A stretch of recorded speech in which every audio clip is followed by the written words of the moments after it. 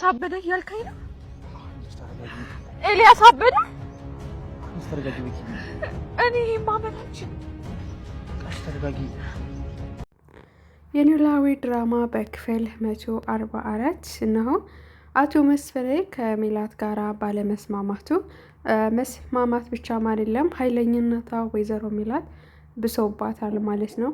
ቤተሰቦቿ፣ ልጆቿ እንዲሁም ውዱ የሆነው ባሏ ከዛም አልፎም ተርፎም እናቷም የምትላት ነገር እየሰማች አይደለም። ታዲያ በዚህ ምክንያት ስሜታዊ ሆና ባሏን እንግዲህ የሰማንያ ባሏን እንዲሁም የልጆቿን አባት በመናገሯ ከቤት አስወጥተዋለች ማለት ነው። በዚህ ምክንያት ሰላምዬ እናቷ የምታደርገውን ነገር እንድታቆም ለአያቷ ለወይዘሮ አስቴር ትነግራታለች ማለት ነው። ወይዘሮ አስቴርም እንግዲህ ሜላትን ያለሽበት ነገር ትክክል አይደለም፣ ማድረግ የምታረጊው ነገር ሁሉ አቁሚና ወደ ራስሽ ተመለሽ። ምንድን ነው የሞተ ሰው ሞተ፣ አንድ ጊዜ ድጋሜ በማይመለከትሽ ነገር ጣልቃ አትግቢ ብለዋት ነበረ። በዚህም እንግዲህ ይህንን ማታቆሚ ከሆነ የኔና ያንቺ እናትና ልጅ ይቋረጣል ብላ አስጠንቅቃታለች ማለት ነው። ታዲያ ይህንን ማን እንደነገራት ስታንሰለስል ይህን የምታደርገው ሰላም ናት ሆን ብላ። እኔና እማዬ መስማማት እንደማንችል ታውቃለች። የዚህም እንግዲህ እኔን ማበሳጨትና ጨጓሬን መላጥ የምትፈልገው ሰላምዬ ናት ስትል ወይዘሮ ሜላት ሰላምና ሀና ወደ ቤት ሲገቡ ሰላምታ ከተቀያየሩ በኋላ ቆይ ምን ሆነሽ ነው እማዬ? የሆንሽው ነገር አለ እንዴ? ምነው ትክክል አይደለሽም ብላ ሰላምም ስትጠይቃት አንቺ እያለሽ እዚህ ቤት ምን ሰላም አለ? እኔ እኮ ጤና የለኝም ሆን ብለሽ ነው አይደለ ብላ ለማየ ነገሩን የነገርሻት ትላታለች። ከዛም እንግዲህ እኔ የተናገርኩት ዋሻው እንዴ? እውነቱ ነው የተናገርኩት። ቢገባሽ ኑሮ እንኳን ይህንን ያደረግኩት ለአንቺ ነው ገባሽ? ያዳንኩሽ የተጠነቀቅኩልሽ ስለመሰለኝ እንጂ እንደዚህ እንደምትጮህብኝማ መች አወኩ? ያንቺ ጸባይ እኮ መቼም ቢሆን አይጠፋኝም፣ ጠንቅቄ ነው ማቀሽ ትላታለች ሰላምዬ። በዚህም ስሜታዊ ሆና እንግዲህ ሜላት ሰላምን ልትማታ ስትል እጇን ትሰነዝራለች ማለት ነው። ሀና ልብስ ልቀይር ብላ ወደ ክላሷ ስትሄድ ጩኸታቸውን በሰማሽ ጊዜ ተመልሳ ትመጣና ሜላትን እጇን ትይዛታለች ማለት ነው።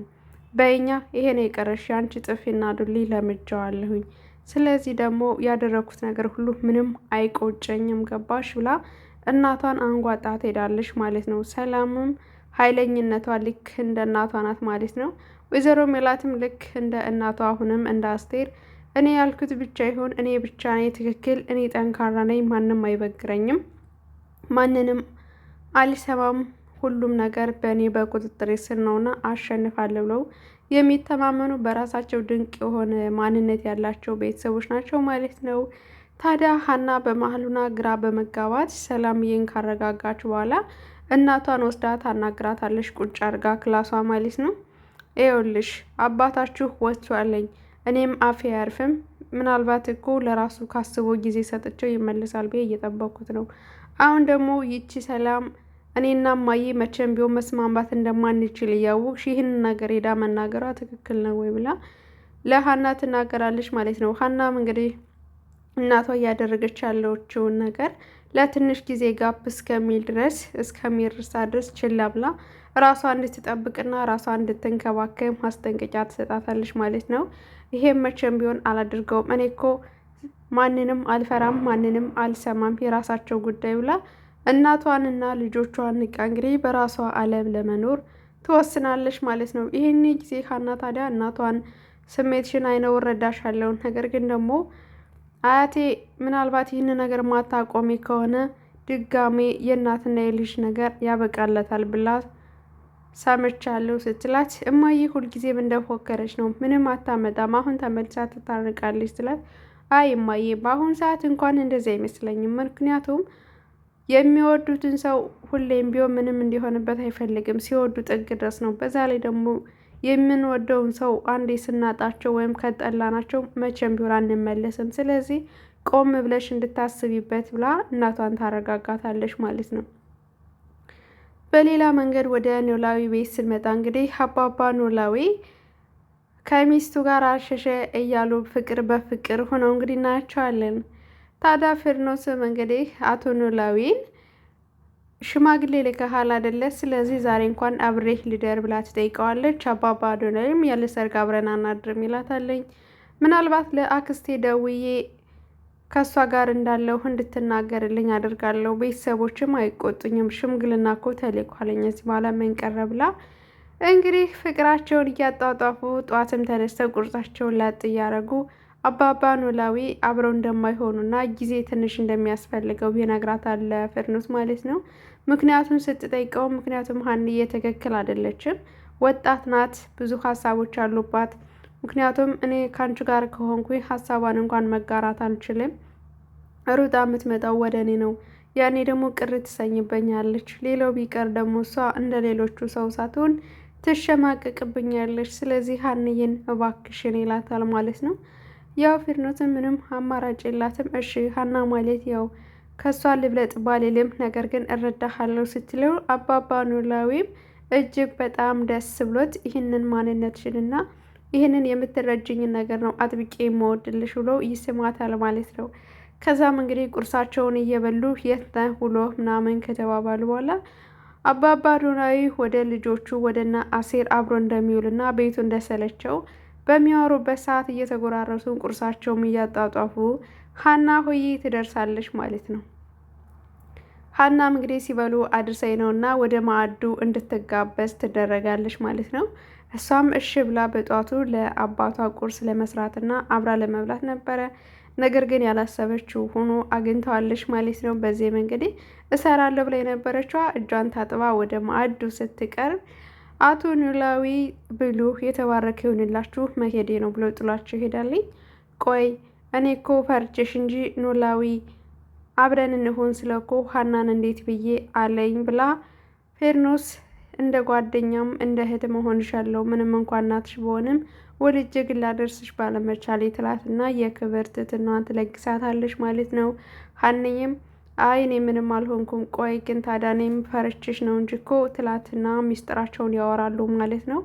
ከዛም እንግዲህ ይሄ የሆነው በአንቺ ምክንያት ነው፣ ምክንያቱም አንቺን ሲከፋሽ አባትሽ መተሽ እንደምትናገሪና እሱ ከሌለ ደግሞ እንደሚከፋሽ ትነግራታለች። ከዛም እኔም ከዚህ በኋላ እንግዲህ ባል ምናምን እያልኩ ማማረጥ ሆነ እድሜንም ማቃጠል አልፈልግም፣ አግብቼ የራሴ ህይወት እንዲኖር ነው የምፈልገው እና ልጆችም ይኖሩኛል ስትላት ሀና በዚህ ጊዜ ትደነግጣለች። ልጅ ስትል አዎ ልጅ ምን ነው ብላ ስታስብ ሀና አባባ ኖላዊ መውለድ እንደማይችል እዚህ በፊት ነግሯት ስለነበረ ምናልባት ይህን ነገር ረስቶት ነው ወይስ ደግሞ አልነገራትም ለምን ብላ ለራሷ ጥያቄ ውስጥ ትገባለች ማለት ነው። ይህ የሚሆነው እንግዲህ መጨረሻ ላይ እናያለን። በዚህ መካከል እንግዲህ አሲር ለሀና ይደውልላታል ማለት ነው። በፍጥነት እፈልግሻለሁ ይላታል። ወደ ኖላዊ እና ወደ ተምቹ መለስ ስልላችሁ እንግዲህ ተምቹ በድንብላል ፍቅር እብድ እንዳለና ድንብላልም ያሳለፈችው ነገር በደንብ እያሰበች እያለቀሰች ሙሉ ሌሊቱን ስትበጠብጥ አድራለች ማለት ነው። እንቅልፍ አልወስዳት ያላት ሰላምዬም ወደ ክላሷ ስትሄድ እርግብ ወይሚን ድንብላል እያለቀሰች ነበረ። ምን ሆንሽ ስትላት እንግዲህ የሀንዬን ጓደኛ አግኝቸው ነበረ። እኔ በጣም ነው የምወደው፣ በጣም ነው የማፈቅረው፣ በንጹህ ልቤ በንጹህ ማንነቴ ላይ ግን ተጫወተብኝ። እርግብን ይወዳታል አሁንም ድረስ ብላ ትነግራታለች ለሰላምዬ። ቀረሽበት እንጂ አልቀረብሽም፣ ምክንያቱም አንቺ የዋህና እርግብ ነሽ፣ እሱ ግን የመረጠው ደግሞ ጭራቋን እርግብ ነውና እንደ ባስ ስትለበልበው ያኔ ተመልሶ ይመጣል። ስለዚህ እድለኛ ነሽ ብላ የፍቅር ቃላቶቹን እንዳለ ተጠቅማ ከዛም እንግዲህ ምክሯን ለግሳታለች ማለት ነው። እኔ በረሰው ልቤ እንኳን መቼም ቢሆን አይረሳውም እያለች እንግዲህ ድንብላል እያነፈረቀች ነበረ። በሌላ መንገድ ደግሞ አሲር እና ተምቹ ሰው መሆናቸውና ለመሆናቸውን እራሳቸውን እየፈተሹና ማንም ፈላጊ እንደሌላቸው ሁለት ደግሞ እርግብን ያፈቅራት እንደነበርና ከዛም በኋላ እንግዲህ አሜሪካ መጣ ብላ ቀረበችኝ፣ ነገር ግን ሳይሆን ሲቀን ራቀችኝ፣ አየህ ሀናም ቢሆን አንተም ቢሆን አልመረጠችም ብሎ ስሜታዊ ሆኖ እያወራ እናየዋለን ማለት ነው። በዚህም አሲር በሀና ቀልድ እንደማያውቅ በተደጋጋሚ ይነግረዋል ማለት ነው። ከዛም እንግዲህ ወደ መጨረሻው ሳጠቀልልላችሁ ማለት ነው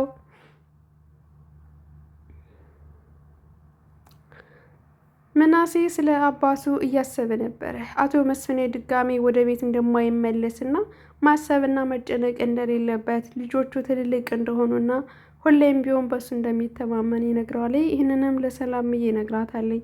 ሰላምዬም አባዬ ተወው፣ እናቴን አንድ ቀን ቢያቴ ተመልሶ ወደ ቤት ይመጣል። ስለዚህ ለዛ ነው ችላ ያልኩት፣ ማሰብም ሆነ መጨነቅ የለብን ብላ ምናሴንን ወንድሟን ታጽናናዋለች ማለት ነው። ምናሴም እንዳፍሽ ይሆነልሽ፣ እስኪ ከሆነ ግን ደግ ይላታል። እናቱን ለማናገር ስትሞክር እናትየዋን ፍቅር የላትም። ከዛም እንግዲህ ጠዋት ቁርስ በሚበሉበት ሰዓት ምናሴ ከሜላት ጋር ሲያወሩ አባዬ ድጋሚ ወደ ቤት አይመለስም፣ አሁንስ ጨክኗል፣ ቆይ ምን ሆናችሁ ነው ብሎ እናቱን ይጠይቃታል። ሜላት ለእሱ መመለስ የእሱም ደስታ መፍጠር ሳይሆን እናቷን አጥብቃ ስለምትፈራት በእናቴ ፊት ልታሳጣኝ ነው አደል ብላ ትጮህበታለች ማለት ነው። ሌላው ኤላ አሁን በሀና ፍቅር ላይ እጅግ እንደተጎዳና ራሱን እንደሳተ ከዚህ ጋር እንደምታዩት ሀና በጣም አዝናለች። ይህንንም ዜና ያመጣው ደግሞ አሲር ነው ማለት ነው። ኤልያስ ሀናን በጣም ይወዳታል፣ ያፈቅራታል። ድሮም ህመምተኛ ነበረ። አሁን ደግሞ የበለጠ ሀናን የማጣት ስሜት ሲሰማው ታመመ።